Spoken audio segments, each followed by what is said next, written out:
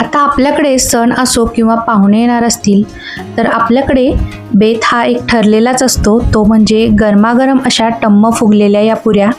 पण बऱ्याचदा काय होतं, पुरी तेलात टाकली की फुगत नाही किंवा थोड्या वेळाने चपटी होते आणि कडक होते. तर यासाठी आजच्या व्हिडिओमध्ये मी काही टिप्स सांगणार आहे, जेणेकरून तुमच्या पण पुऱ्या या अशाच टम्म फुगतील. आणि तळताना तेलामध्ये काय घालायचं जेणेकरून तुमची पण पुरी जास्त अशी तेलकट होणार नाही, त्यासाठी हा व्हिडिओ शेवटपर्यंत नक्की बघा. चला तर मग वेळ न घालवता या पुऱ्या कशा करायच्या त्या आज आपण बघूया. आता एका ताटामध्ये आपल्याला 2 वाटी गव्हाचं पीठ घ्यायचं आहे. त्यामध्ये 2 चमचे बारीक रवा घालायचा आणि चवीनुसार आपल्याला मीठ घालायचं आहे आणि अगदी थोडीशी अशी साखर घालायची, म्हणजे पुरीला छान असा सोनेरी रंग येतो. एकदा पिठात अशी साखर घालून बघा, म्हणजे पुरीला अतिशय सुरेख असा सोनेरी रंग येतो आणि रवा घातल्यामुळे पुरी जी आहे ना ती आपली छान अशी टम्म फुगते आणि बराच वेळ फुगलेलीच राहते. आता यामध्ये आपल्याला 1 चमचा तेल घालायचं आहे. जास्त तेल अजिबात घालू नका, मोजूनच आपल्याला 1 चमचा तेल पिठामध्ये घालायचं आहे आणि सगळ्या पिठाला हे तेल चांगलं असं चोळून घ्यायचं. आता या पिठामध्ये आपल्याला थोडं थोडं पाणी घालून घट्टसर असं हे पीठ आपल्याला मळून घ्यायचं आहे. पुरीचं पीठ हे चपातीपेक्षा थोडं घट्टच असतं, म्हणजे पुऱ्या ज्या आहेत ना त्या आपल्या तेलकट होत नाही. खूप सैलसर जर पीठ भिजवलं ना तर पुरी जास्त तेल शोषून घेते, म्हणून पुरीचं पीठ नेहमी असं घट्टच भिजवायचं आणि थोडं थोडं पाणी घालायचं आहे. तर आता इथे बघा, असं घट्टसरच पीठ आपल्याला हे भिजवून घ्यायचं आहे. आता पिठाला थोडासा असा तेलाचा हात लावायचा आणि थोडंसं हे मळवून घ्यायचं आहे आणि आता हे पीठ आपल्याला 10 ते 15 मिनटं झाकून ठेवायचं आहे, जेणेकरून यातील जो रवा आहे ना तो छान असा फुलेल. आता हे पीठ मी एक 10 ते 15 मिनटं झाकून ठेवते. तर आता इथे बघा 10 ते 15 मिनटं झालेली आहेत. परत एकदा हे पीठ थोडंसं असं चांगलं मळवून घ्यायचं.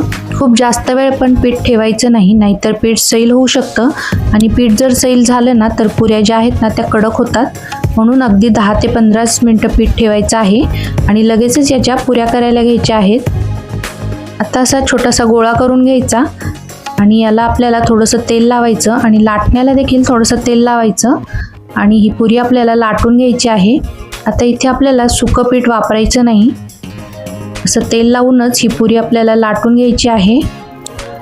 पुरी लाटताना आपल्याला खूप जास्त पातळ किंवा खूप जास्त जाडही लाटायची नाही, अगदी मध्यम आकाराची लाटायची आहे, म्हणजे पुरी तेलात टाकली ना की छान अशी फुगते. हे बघा, अशी जाडसरच पुरी आपल्याला लाटून घ्यायची आहे आणि लगेचच आता तेलामध्ये तळायची आहे. आता कढईत तेल चांगले गरम झाले ना की त्यामध्ये काय करायचं, थोडंसं मीठ घालायचं, म्हणजे पुऱ्या ज्या आहेत ना त्या आपल्या अजिबात तेलकट होत नाही. आता तेल चांगलं कडकडीत गरम झालं की गॅसची फ्लेम आहे ना ती मध्यम आकाराची करायची आणि तेलामध्ये पुरी सोडायची आहे. पुरी तेलात सोडल्यावर लगेचच आता झाऱ्या लावायचा नाही. पुरी अशी आपोआपच वर आली की झाऱ्याने तेल सोडायचं, म्हणजे पुरी छान टम्म फुगते. हे बघा, मस्त अशी पुरी फुगलेली आहे. आता दोन्ही बाजूनी आपल्याला सोनेरी रंग येईपर्यंत ही पुरी छान अशी तळून घ्यायची आहे. पुरी लाटताना ना सुकं पीठ लावण्याऐवजी तेलाचा वापर करायचा आणि तळताना ना तेलामध्ये थोडंसं मीठ घालायचं, म्हणजे पुरी जास्त तेलकट होत नाही. आणि अगदी हॉटेलसारखा लालसर रंग येण्यासाठी आपल्याला पिठामध्ये अगदी चिमूटभर साखर घालायची, म्हणजे तुमच्या पण पुऱ्या अशाच होतील. हे बघा, मस्तच अशी टम्म फुगलेली पुरी आपली झालेली आहे. आता जर पुऱ्या एकसारख्या आकाराच्या हव्या असतील ना तर पिठाचा गोळा घ्यायचा आणि चपातीसारखाच आपल्याला हा गोल लाटून घ्यायचा आहे. आता लाटताना पीठ वगैरे लावायचं नाही, थोडंसं तेलाचाच हात लावायचा आणि चपातीसारखंच आपल्याला हा गोळा लाटून घ्यायचा आहे. हे बघा, लाटताना अशी जाडच पोळी आपल्याला लाटायची आहे. पातळ जर लाटली ना तर पुरी कडक होऊ शकते. आणि आता वाटीने असं कट करून घ्यायचं, म्हणजे एकसारख्याच आकाराच्या आपल्या पुऱ्या होतात. आता या पुऱ्या मी कट करून घेते. आता हे जे पीठ आहे ना ते पुन्हा आपल्याला पिठामध्ये मिक्स करायचं आहे आणि जर पुरीच्या कड्या जर जाड असतील ना तर थोड्याशा लाटून घ्यायच्या. हे बघा, मध्यम आचेवरतीच आपलं तेल गरम झालेलं आहे आणि आता या पुऱ्या पण बघा छान अशा टम्म फुगतात. वरून असं झाऱ्याने तेल सोडायचं, म्हणजे पुरी जी आहे ना ती छान अशी टम्म फुगते. आता पिठामध्ये आपण रवा घातल्याने पुऱ्या बघा जास्त वेळ अशा फुगलेल्या राहतात आणि कुरकुरीत राहतात। आणि पुरी लाटताना नेहमी तेल लावायचं, सुकं पीठ अजिबात लावायचं नाही।